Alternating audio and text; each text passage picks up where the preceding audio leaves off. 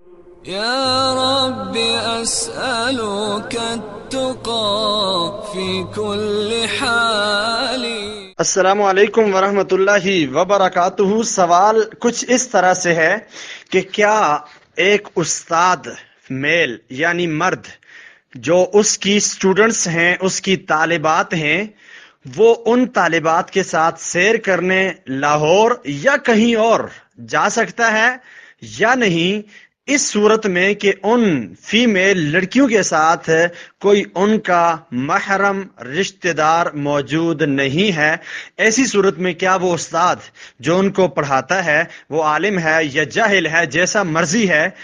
وہ جا سکتا ہے یا نہیں؟ بہت پیارا سوال کیا ہے، اللہ آپ کو عزتوں اور برکتوں سے نوازے۔ سوال کا جواب کچھ اس طرح ہے، عالم ہو، عالم دین ہو، شیوخ الحدیث میں سے کوئی ایک شخص ہو، یا پھر مدرسے کا ناظم ہو، محتمم ہو، اسکول کا پرنسپل ہو، کالج کا ڈائریکٹر ہو، یونیورسٹی کا چانسلر، وائس چانسلر، کوئی بھی بندہ ہو اور اس کے ساتھ غیر محرم عورتیں ہوں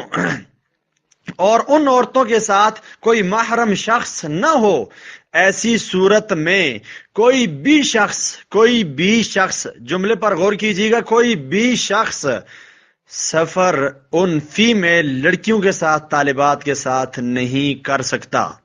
یہ بات سمجھ لیجئے۔ اگر کسی نے کر لیا ہے تو اس کو اللہ سے توبہ کرنی چاہیے، اس کو اللہ سے معافی مانگنی چاہیے، کیونکہ اس وقت اسلامی اسٹیٹ نہیں ہے، لہٰذا آپ ایسے شخص پر کوئی فرد جرم عائد نہیں کر سکتے اور آپ اس کو سزاوار نہیں ٹھہرا سکتے، آپ اس کا کوئی حد لاگو اور نافذ نہیں کر سکتے۔ ایسی صورت میں اس شخص کو چاہیے کہ وہ اللہ سے معافی مانگے اور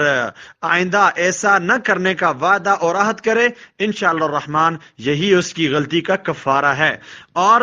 میں یہ کہا کرتا ہوں کہ اگر پڑھانے والی رابعہ بصری ہو، پڑھنے والی رابعہ بصری ہو اور پڑھانے والے حسن بصری ہوں، اور جو چیز پڑھائی جا رہی ہے وہ قرآن مجید ہو،